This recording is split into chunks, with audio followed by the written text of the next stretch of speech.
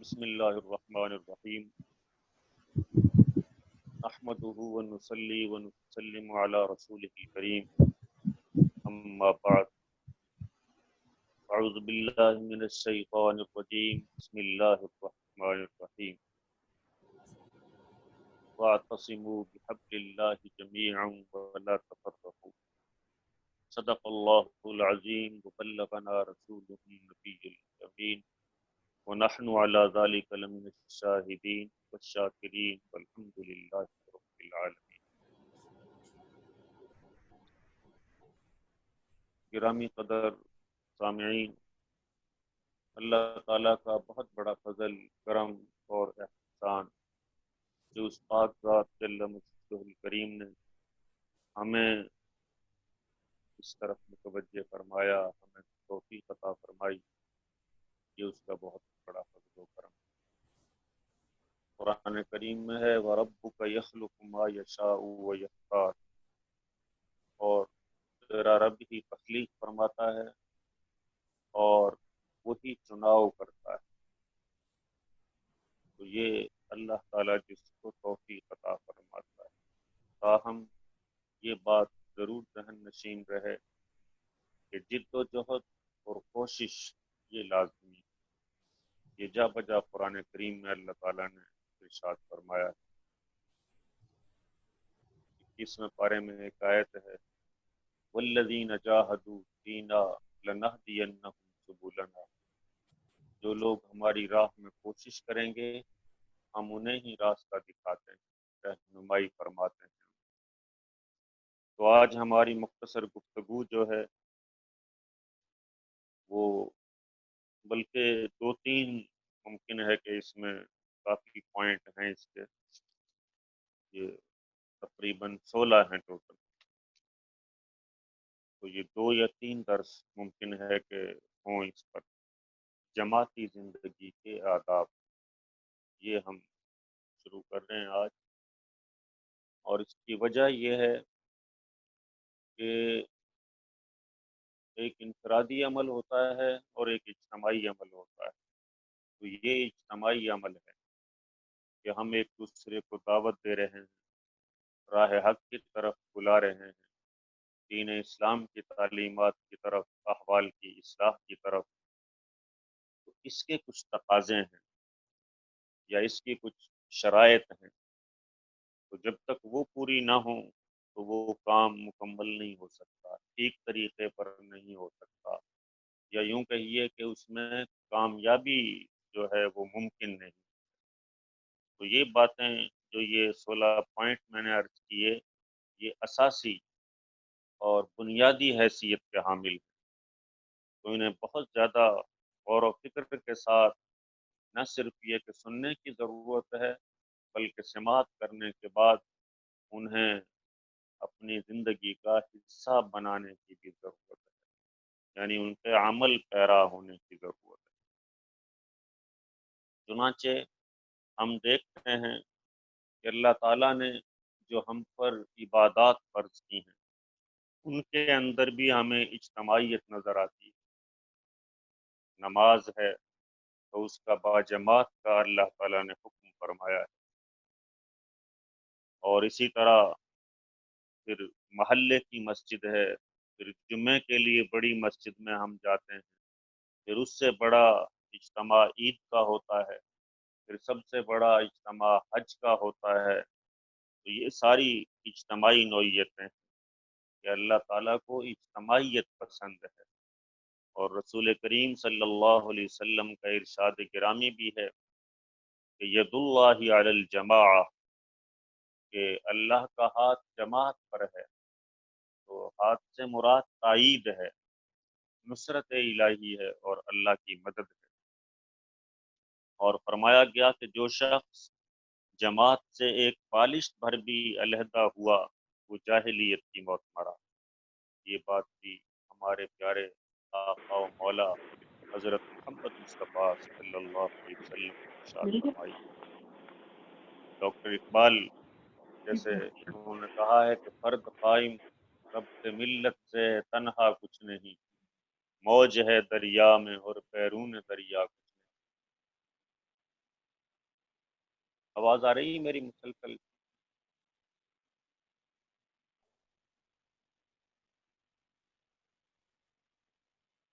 رحمانی صاحب؟ معافی چاہتا ہوں، آپ عرض کیجیے، کوئی صاحب انمیوٹ ابھی لاگ ان ہو گئے تھے، میں معافی چاہتا ہوں، آپ کنٹینیو کریں، میں ان کو انمیوٹ کر دیتا ہوں سب۔ اچھا ٹھیک ٹھیک، وہ نشان بدل گیا تھا اس اب اس کے بعد ہم نمبر وائز شروع کرتے ہیں اس کو۔ سب سے پہلا ادب یا تقاضا اور شرط، وہ اس کی جو ہے وہ آپ کی آواز آ رہی ہے جیسا؟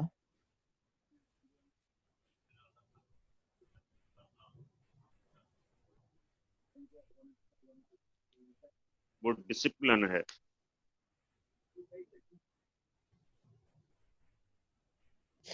نظم و ضبط، کسی بھی شخص کو جو ہے جماعت کا نظم و ضبط جو ہے وہ توڑنے کی اجازت نہیں ہونی چاہیے۔ اسلام ہمیں منظم رہنے کی تعلیم دیتا ہے۔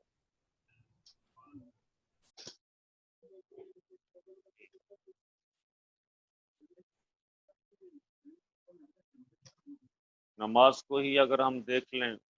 نماز کے اس پر ہی ہم غور کریں تو کھڑا ہونا اور صف بندی اور ایک امام کی اقتدا، اور پھر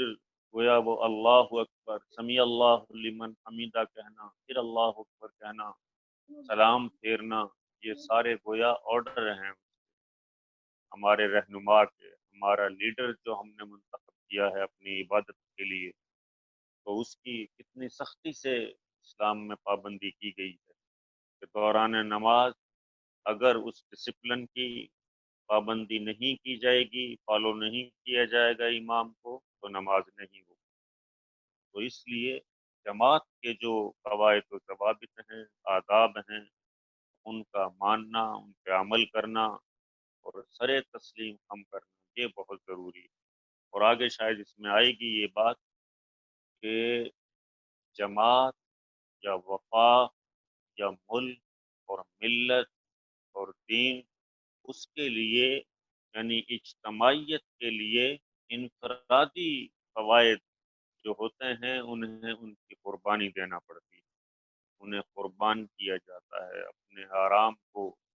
اور اپنا مال بھی قربان کرنا پڑتا ہے، وقت بھی دینا پڑتا ہے، صلاحیتیں خرچ کرنا پڑتی ہیں، یہ ساری چیزیں اس میں آتی ہیں۔ دوسرے نمبر پر اطاعت امیر ہے کہ امیر پر مکمل اعتماد کیا جانا چاہیے، اور غیر متزلزل یقین، بلائنڈ فیتھ جس کو کہتے ہیں، وہ اپنے امیر پر ہونا چاہیے۔ اور اس پر آپ صلی اللہ علیہ وسلم کی بہت سی احادیث ہیں، یہاں تک بھی آپ صلی اللہ علیہ وسلم نے ارشاد فرمایا کہ تم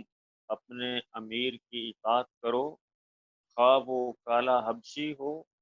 اور اس کا سر جو ہے کشمش جتنا ہو، یعنی یہ شکل کو اس میں ظاہر کیا جا رہا ہے کہ امیر کے لیے یہ ضروری نہیں ہے کہ وہ کوئی موٹا تازہ ہو، سر بڑا ہو، اس کی ہائٹ اتنی ہو اور اس کا قد و قامت فلاں چیز، یہ تاہم امیر کے چناؤ کے لیے اختیار ہے جماعت کو کہ وہ چناؤ ایسے کا کریں جیسے قرآن کریم میں فرمایا گیا وزادہ بسطۃ فی العلم والجسم، اللہ تعالیٰ نے انہیں علم اور جسم دونوں چیزوں میں وہ کشادگی یا فراوانی عطا فرمائی، یعنی علم بھی ان کا گہرائی، علم میں بھی گہرائی تھی، اور جسمانی اعتبار سے بھی وہ ان میں نقاہت نہیں تھی، لاغر یا کمزور نہیں تھے بالکل، ان کی جسامت اور ان کی شخصیت کی طرف اس میں قرآن نے اشارہ کیا ہے۔ تو اس میں چناؤ کے وقت اختیار ہے کہ وہ کس شخص کو۔ تو تیسرے نمبر پر وہ بات آ گئی کہ جس شخص کی شہرت اچھی نہ ہو اسے تنظیمی معاملات میں آگے نہ آنے دیا جائے۔ آگے آنے اور آگے بیٹھنے کے لیے انسان کے اندر خیر خواہی اور ہمدردی اور دل نوازی کی ضرورت ہے، کہ آگے آنے کا مطلب صرف یہ نہیں ہے کہ انسان کے اندر جو ہے بھئی علم بہت ہو اس کے اندر، یا شعلہ بیانی ہو، یا وہ اعلیٰ پائے کا خطیب ہو، بلکہ امام کے لیے جو اہم صفات بیان کی گئی ہیں اس میں لوگوں کی خیر خواہی ہے، اس کے اندر جذبہ خیر خواہی موجود ہو، لوگوں کے ساتھ ہمدردی بھی ہو اسے، اور دل نواز بھی ہو وہ۔ اس پر بھی ڈاکٹر اقبال کا ایک شعر ہے، کوئی کارواں سے ٹوٹا کوئی بدگماں حرم سے، کہ امیر کارواں میں نہیں خوب دل نوازی۔ اگر خوب دل نوازی نہیں ہوگی تو لوگ ایک ایک کر کے پھر وہاں سے رخصت ہونا شروع ہو جاتے ہیں۔ آل عمران میں اللہ رب العزت نے ارشاد فرمایا، وَلَوْ كُنْتَ فَظًّا غَلِيظَ الْقَلْبِ، اے پیارے محبوب صلی اللہ علیہ وسلم،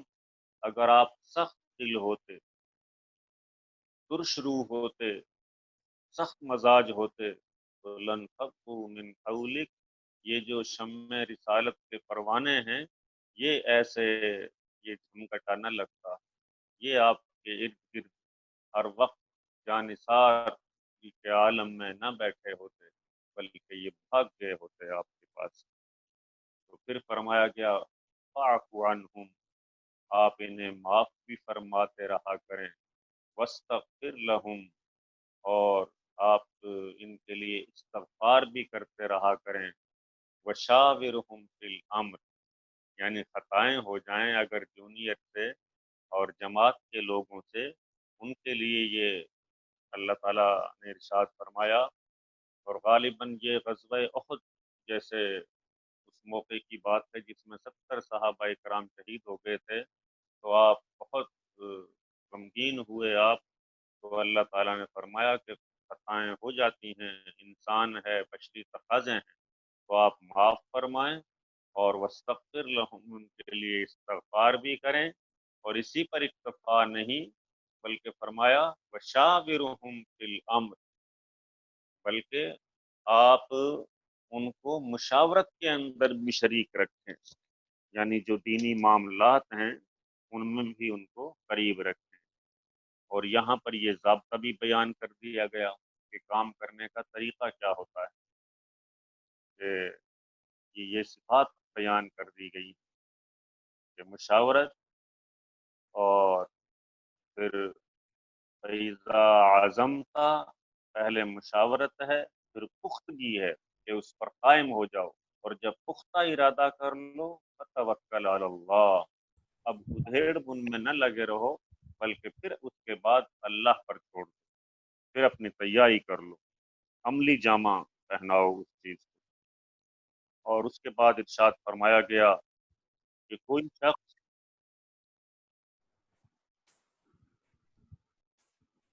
شخص عہدے کی خواہش نہ کرے، اگر ذمہ داری سونپی جائے تو بلا وجہ انکار بھی نہ کرے، احساس مسئولیت کے ساتھ اسے دیانتداری سے نبھائے۔ یہ گویا ایک اصول بیان فرما دیا گیا دین کا کہ اس میں اسلام میں یہ نہیں ہے کہ ہر شخص خزانچی بننے کے لیے، صدر بننے جو ہے خلیفہ بننے کے لیے دوڑ لگا رہا ہو، کوششیں کر رہا ہو، پیسے خرچ کر رہا ہو،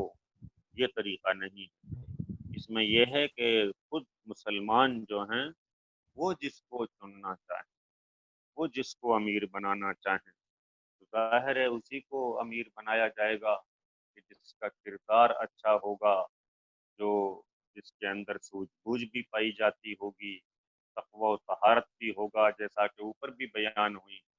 کہ امارت کا ایک مقصد ہے، یا شہرت یہ مقصد نہیں۔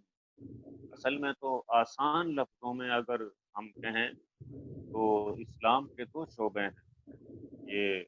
حقوق اللہ اور حقوق العباد۔ تو یہ سیاست جو آتی ہے،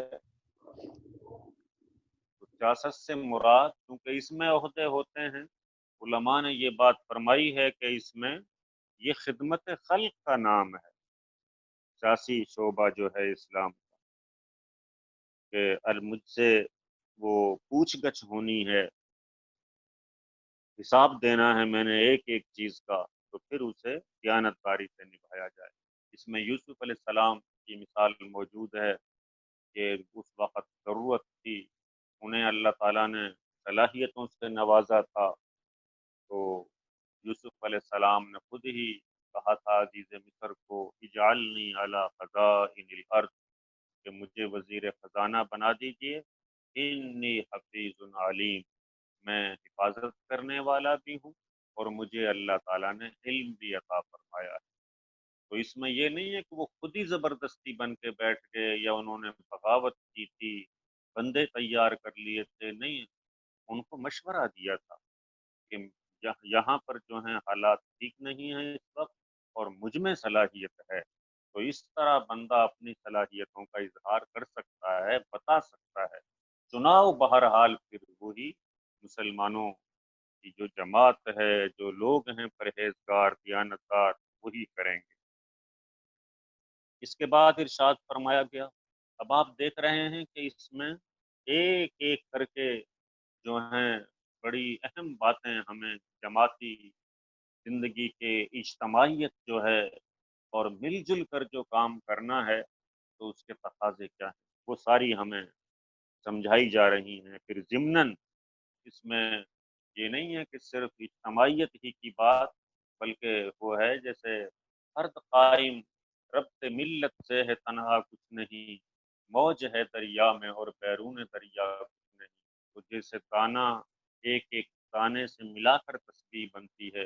एक-एक दाने से मिलाकर हार बनता है, तो फ़र्द की अपनी जगह अहमियत है। तो उसमें साथ-साथ गोया ये इनफ़रादी चीज़ें भी बयान हो रही हैं। जैसे खैरख़्वाही का बयान हुआ,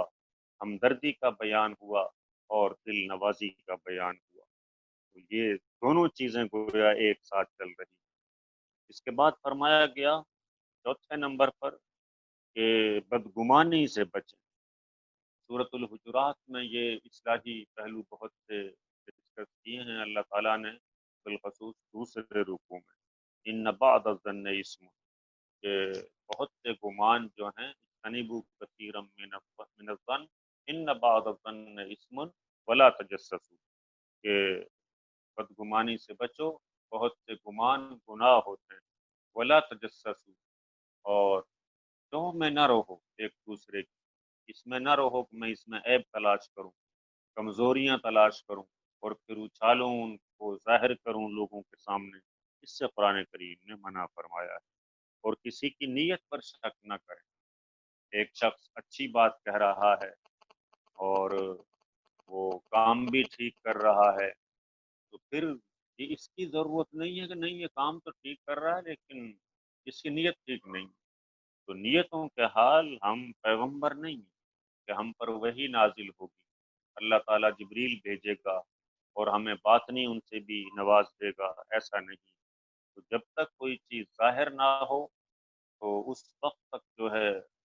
वो अमीर की इताअत की जाएगी, लोगों पर एतमाद किया जाएगा। और सूरह फतह के आखिरी रुकन में भी अल्लाह पाक ने ये बात फरमाई, अऊज़ु बिल्लाहि मिनश शैतानिर रजीम, मुहम्मदुर रसूलुल्लाह, मोहम्मद अल्लाह के रसूल हैं सल्लल्लाहु, वल्लज़ीना मअहू, और जो लोग आपके साथ हैं,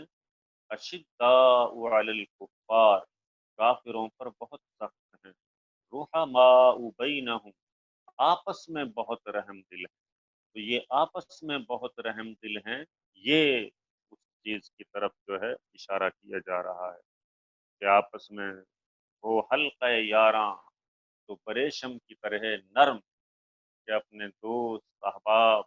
अपने वो ताहम, ये बात भी जहन नशीन रहे कि इस्लाम जो है इसका मतलब ही सलामती है। हमारा दर्स, हमारी गुफ्तगू, हमारा तर्ज ज़िंदगी, उसमें देखें तो सलामती ही सलामती है। स्टार्टिंग पॉइंट जो है हमारा देखें, अस्सलामु अलैकुम वरहमतुल्लाहि वबरकातुहू, कि तुम पर सलामती हो गई। तो सलामती से, इसी तरह आले इमरान में फरमाया गया, वला तक़ूलू लिमन अल्क़ा इलैकुमुस्सलाम लस्ता मुमिना, जो तुम्हें ये कहे कि अस्सलाम वालेकुम, तो तुम उन्हें किसी शक की बिना पर या किसी और वजह से یہ نہ کہو کہ تو مومن نہیں ہے تو اس کے سلام کا جواب دو۔ تو اس میں بدگمانی سے بچا جائے گا، نیت پر شک نہیں کریں، اور کوئی دوست اگر غفلت میں ہے تو اس کی اصلاح جو ہے وہ ایسے طریقے پر کریں کہ اس کی عزت نفس مجروح نہ ہو، تنہائی میں اس کو بلایا جائے، اور پھر جیسا طریقہ ہوتا ہے کہ ماشاء اللہ جی آپ اللہ آپ کو اجر دے، آپ اللہ نے صلاحیتیں بھی بخشی ہیں، آپ کے اندر جذبہ بھی بہت اچھا ہے، کام کا طریقہ بھی ماشاءاللہ بہت اچھا ہے، اس میں اضافہ بھی ہو رہا ہے، تاہم یہ ہے کہ یہ چیز ایک میرے ذہن میں آئی تھی یا آبزرو کی میں نے یہ چیز، تو اس کو ذرا اور بہتر کر لیا جائے تو اللہ پاک اس میں مزید بہتری عطا فرما دے گا۔ ایسے طریقے پر اس کو سمجھایا جائے گا کہ عزت نفس جو ہے اس کی مجروح نہ ہو، اور تعلقات جو باہمی ہوں گے وہ حسن ظن المومنین خیرا، آپ صلی اللہ علیہ وسلم نے ارشاد فرمایا کہ مومنوں پر اچھا گمان کرو۔ اب کسی بھی بظاہر انسان دیکھتا ہے کوئی کسی خاتون کے پاس کھڑا ہوا ہے، پیسے کا لین دین کر رہا ہے، یا کوئی بندہ غلط ہے، شرابی ہے، زانی ہے، کوئی بھی ہے، تو اس کے ساتھ دیکھ لیتا ہے، تو اب یہ نہیں ہے کہ ہم ذہن کو اس طرف لے جائیں کہ جس شخص کے ساتھ اس کی ملاقات ہے تو یہ بھی ایسا ہی ہوگا، یا اللہ نہ کرے یہ بھی ایسا کام کرتا ہوگا، نہیں، اس کی بہت سے پہلو ہو سکتے ہیں کہ وہ اس کو دعوت دے رہا ہو، تالیف قلب کے حوالے سے اس کا دل موہنے کی کوشش کر رہا ہو، ترغیب دلا رہا ہو، موٹیویشن جس کو کہا جاتا ہے، اس عمل کے اندر وہ محنت کر رہا ہو اسے اس طرف لانے کی، تو اچھائی والا پہلو، اسی کو ہم پازیٹیو سوچ کہتے ہیں، تو نیگیٹو سوچ نہیں ہونی چاہیے، پازیٹیو سوچ ہونی چاہیے، اور کسی کے ذاتی حالات کی کھوج نہ لگائیں، یہ پہلے گزر چکا، واللہ تجسسوا، کہ کسی کی ٹو میں نہ رہیں کہ یہ کیا کرتا ہے، کہاں جاتا ہے، کس کے پاس اٹھتا بیٹھتا ہے۔ اور ایک ضمناً میں آپ کو یہاں پر ایک بات بتا دوں تصوف کی، جو صوفیاء کرام نے ارشاد فرمائی ہے کہ یہ شیخ کے حوالے سے ہے کہ شیخ کے معاملات اور معاملات جو ہیں یہ اٹھنا بیٹھنا ملنا ملانا اس میں آتا ہے، اور معمولات میں ان کے جو ہیں عبادات وغیرہ آتی ہیں، اور وظائف آتے ہیں، جو بھی اس کا ہے یہ چیزیں آتی ہیں،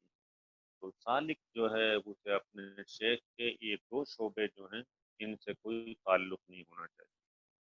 وہ صرف اپنی اصلاح کی فکر کریں، اور اس کے بعد فرمایا گیا کہ غیبت سے مکمل پرہیز کریں۔ قرآن کریم نے ارشاد فرمایا ایحب احدکم ان یأکل لحم اخیہ میتا فکرہتموہ، کیا تم یہ پسند کرو گے کہ تمہارا بھائی مر چکا ہو اور مرے ہوئے بھائی کی لاش میں سے تم نوچ نوچ کر جو ہے گوشت کھا رہے ہو؟ تو کتنا گھناؤنا اور قبیح منظر کشی کی ہے قرآن نے، یعنی اس کی قباحت بیان کرتے ہوئے کہ یہ کتنی قباحت ہے اس کے اندر، گناہ بھی ہے گھناؤنا بھی، کہ بھائی مر چکا ہے کیونکہ بھائی موجود نہیں ہے، اس کی عدم موجودگی میں جو ہے تم اس کی غیبت کر رہے ہو، بری باتیں کر رہے ہو، تو یہ ٹھیک نہیں ہے کہ وہ اپنا دفاع نہیں کر سکتا، تو غیبت سے بچا جائے، اگر کسی سے شکایت ہے تو براہ راست اس سے رابطہ کیا جائے، یہ بہت بڑا اصول ایک بیان کیا جا رہا ہے، اگر کسی سے شکایت ہے تو براہ راست رابطہ کریں اس سے، کیونکہ اگر اور اس کی نشاندہی کی جائے، اگر دل کے اندر ہی وہ چیز لیے پھریں گے اور بات نہیں کریں گے تو اس سے پھر جو ہے خاموش رہنے سے جو فاصلے ہیں دلوں کے وہ بڑھتے چلے جائیں، دوریاں پیدا ہوتی چلی جائیں گی، اور دل کی کیفیات بھی بدل جائیں گی، اس لیے بات کریں، تنہائی میں کریں، جس کا طریقہ پہلے بیان کر دیا گیا ہے، کیوں کہ اگر دوسروں سے تذکرہ کریں گے، لوگوں کے سامنے ان کی باتیں کریں گے، خاصاتی کی ہے یا امیر کی ہے، تو پھر جو بگاڑ ہے اس میں مزید اضافہ ہو جائے گا۔ اس کے بعد 5واں پوائنٹ ہے کہ ایک، جو پہلے میں نے اشارہ بھی کیا اس طرف، کہ ایک حد تک، یعنی 100% نہیں، ایک حد تک اس میں انفرادیت کو ختم کرنا پڑتا ہے، اپنی انا کو مارنا پڑتا ہے، جذبات کو کنٹرول کرنا پڑتا ہے، اپنا ٹائم خرچ کرنا پڑتا ہے، پیسہ خرچ کرنا پڑتا ہے۔ اور یہ ایک مثل بھی وہ مشہور ہے کہ شمع، موم بتی جو ہے، اس کے سر پہ آگ لگتی ہے اور وہ پگھلتی ہے، تب جا کے دوسروں کو روشنی ملتی ہے۔ تو روشنی بہم پہنچانا، فائدہ پہنچانا اور راہ راست پہ لانا، بلانا، آگے ہدایت دل میں ڈالنا، وہ اللہ کا کام ہے۔ لیکن یہ دعوت، یعنی اگر آ سکو تو آؤ، انہیں پتھروں پہ چل کے، میرے گھر کے سامنے کوئی کہکشاں نہیں ہے، وہ والی بات ہے کہ اس میں بڑی مشکلات ہیں۔ تو انفرادیت والے معاملے کی قربانی دینی پڑتی ہے اجتماعیت کے لیے، اور ذمہ داری اگر کسی کو ملتی ہے تو اس سے یہ نہیں ہے کہ اس کا رتبہ بلند ہو گیا، فوقیت مل گئی، ما فوق البشر ہو گیا وہ شخص، یا جو مسئولیت، یعنی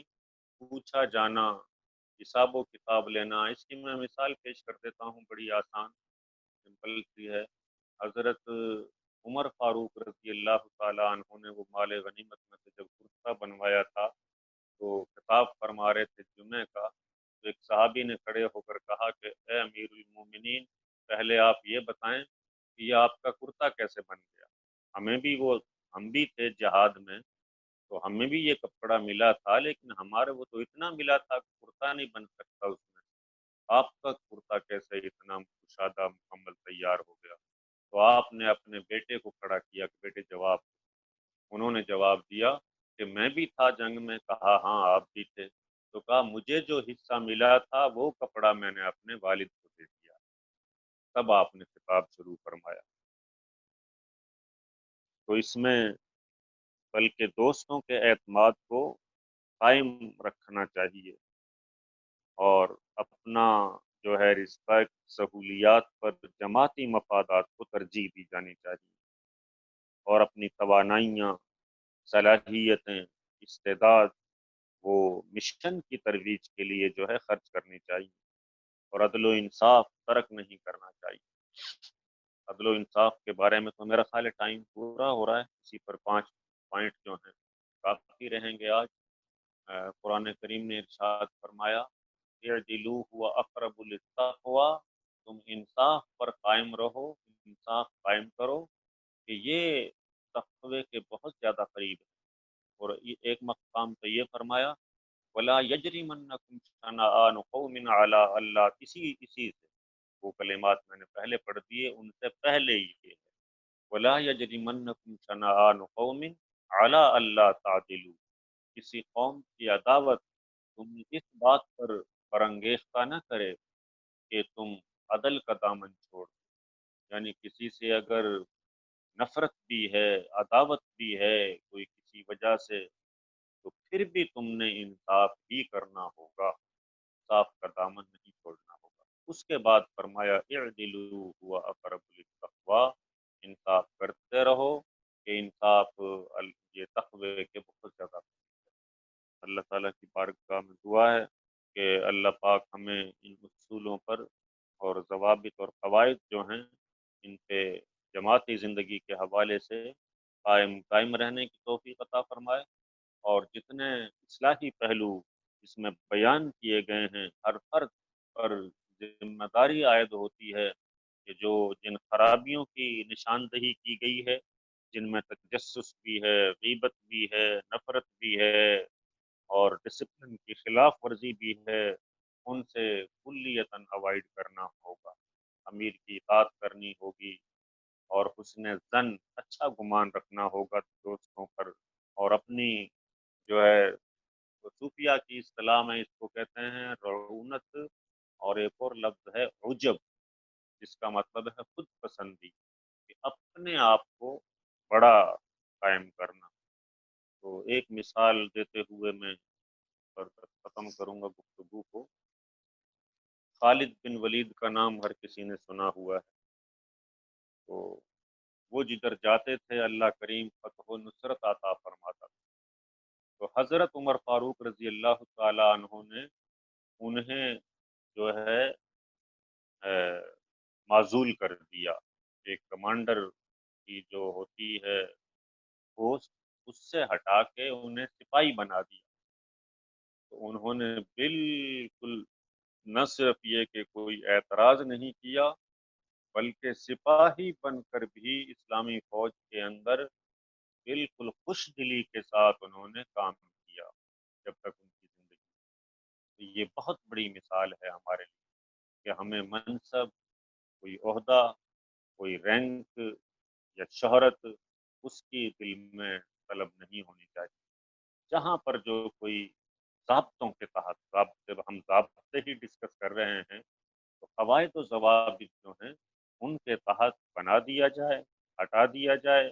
کوئی اور ڈیوٹی دے دی جائے، پیچھے کر دیا جائے، صف میں پیچھے بٹھا دیا جائے۔ ان میں کوئی بھی ایسی کیفیات ہوں تو ان میں نہ صرف یہ کہ برا ماننے کی ضرورت نہیں ہے، بلکہ قلبی کیفیت ایسی ہونی چاہیے کہ اے اللہ تیرا شکر ہے، تیرا شکر ہے اے اللہ پاک۔ ایک بزرگ تھے، وہ ایک اور بات یاد آ گئی بڑی اچھی، وہ تجارت تھی ان کی، لوگ بیٹھے ہوئے تھے، کسی نے خبر دی کہ سمندر میں طوفان آ گیا ہے، تو آپ کا جہاز ڈوب گیا۔ تو انہوں نے کہا کہ چھوٹے جہاز ہوتے تھے وہ لکڑی کے، آج کل بھی دبئی سائڈ پہ وہ چلتے ہیں۔ تو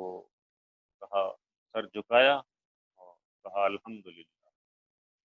پھر 2 یا 3 روز بعد خبر آئی کہ جی وہ طوفان آیا تھا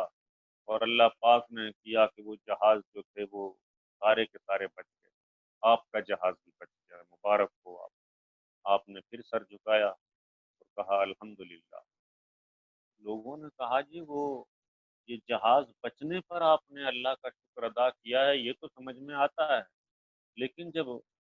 غرقاب ہونے کی خبر آئی تھی، ڈوب جانے کی خبر آئی تھی، اس وقت بھی آپ نے الحمدللہ کہا تھا، یہ بات سمجھ میں نہیں آئی۔ تو آپ نے فرمایا کہ ہم نے نہ غرق ہونے پہ الحمدللہ پڑھا تھا، نہ بچ جانے پر الحمدللہ پڑھا تھا۔ جب طوفان کی خبر آئی تھی تو ہم نے دل میں جھانک کر دیکھا تھا کہ دل کی کیفیت کیا ہے، تو دل اللہ کا ذکر کر رہا تھا۔ اس وقت ہم نے کہا الحمدللہ، اللہ کا شکر ہے کہ مال اور جہاز اور مال تجارت ضائع ہونے پر ہمارے دل پہ اثر نہیں ہوا۔ اسی طرح اللہ کے ذکر میں مصروف ہے ہمارا دل۔ اور جب بچنے کی خبر آئی تو پھر چیک کیا، تو پھر خوشی کی وجہ سے غافل نہیں ہوا تھا ہمارا دل، اللہ کا ذکر کر رہا تھا۔ اس پر ہم نے اللہ کا شکر ادا کیا۔ وما علینا الا البلاغ۔ ماشاء اللہ، جزاک اللہ حضرت صاحب، بہت بہت شکریہ آپ کا۔